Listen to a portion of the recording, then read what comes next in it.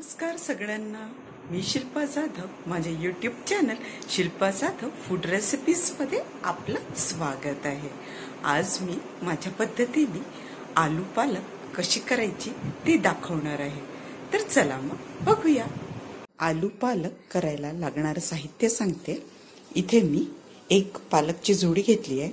याला स्वच्छ धुवून मग बारीक चिरून घेतला आहे. असं एक बटाटा, 3 हिरव्या मिरच्या, ठेचलेलं लसूण, अर्धा कांदा आणि 1.5 टमाटर. ह्या भाजीला थोडं टमाटर जास्त लागेल.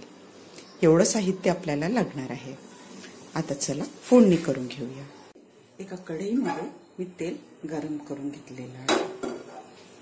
आता याच्यामध्ये आपण आपलं ठेचलेलं लसूण घालूया आणि हिरव्या मिरच्या. त्या भाजीला तेल एकदम कमी लागतंय. कोणती पालेभाजीला तेल कमीच लागतंय. त्याला छान आता आपण चांगलं परतून घेऊया. लसणाचा फ्लेवर एवढा छान येतो म्हणून याच्यामध्ये असं ठेचलेलं लसूण घालायचं. हा ठेचलेला लसूण खूप छान फ्लेवर देतो.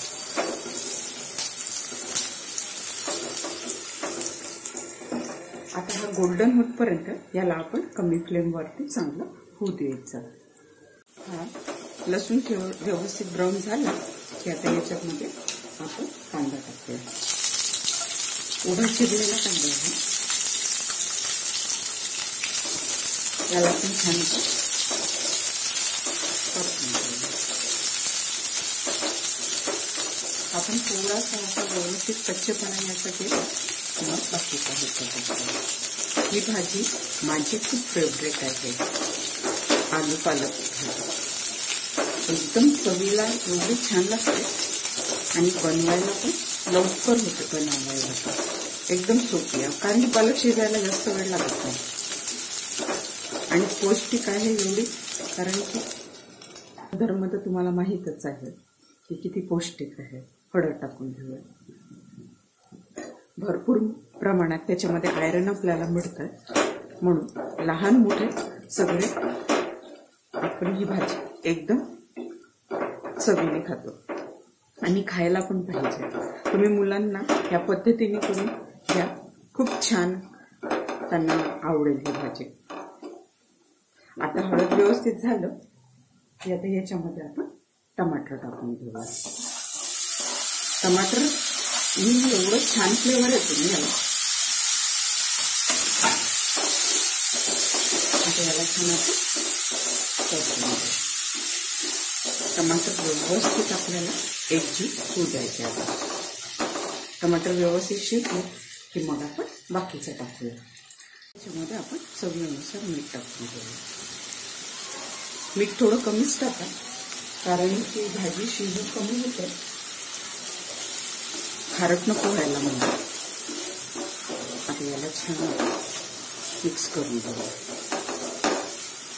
आता हे टमाटर व्यवस्थित शिजले की त्याच्यानंतर मग आपण आपल्या भाज्या टाकून घेऊया. आता याला चांगलं शिजू देऊया. इथे आपण थोडं बघून घेऊया. आपले टमाटर व्हायचे आहे. कमी फ्लेमवर याला आणखी थोडं हळू देऊया. त्याच्या आधी त्याच्यामध्ये आपण हा चिरलेला एक बटाटा टाकून घेऊया. म्हणजे टमाटर आणि बटाटे हळूहळू शिजतात. बटाट्याला शिजायला थोडा वेळ लागतो. छान आता बटाटे टाकल्याने त्या भाजीला आणखी स्वाद येतो. मुलं चवीने खातात. तुम्ही ही भाजी मुलांच्या डब्यावरती सकाळी एकदम पटकन आणि लवकर होणारी आहे. ही भाजी मुलांच्या डब्यावरती परफेक्ट आहे. आता याला छान होऊ द्यायचं. झाकण लावून आता शिजू द्यायचं. चेक करून बघू. आपले टमाटर व्यवस्थित झाले. टमाटर मस्त विरले आहे. आता ह्याच्यामध्ये आपण आता आपली बारीक चिरलेली पालक टाकून